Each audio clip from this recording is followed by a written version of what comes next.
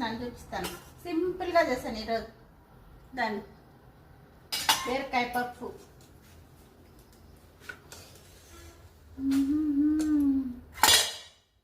తాటాకు కరవాడి, వేడి వేడిగా అన్నం వడ్డిచ్చేసుకుందామా.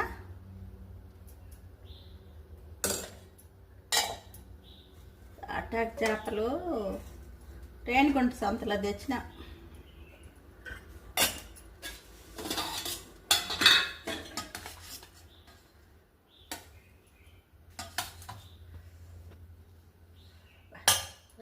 పొగలు చేస్తాం.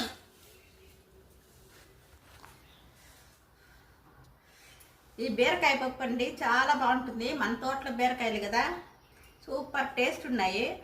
చెయ్యి అయితే కాలిపోతా ఉంది. బీరకాయ పప్పు అన్నంలాగే కాదండి, చపాతీ పూరి దేనికైనా సూపర్గా ఉంటుంది. ఈ బీరకాయ పప్పు ఎలా చేయాలో మన ఛానల్లోనే పెడతాను వీడియో. ఇంట్రెస్ట్ ఉంటే చూడండి. కాలిపోతుంది.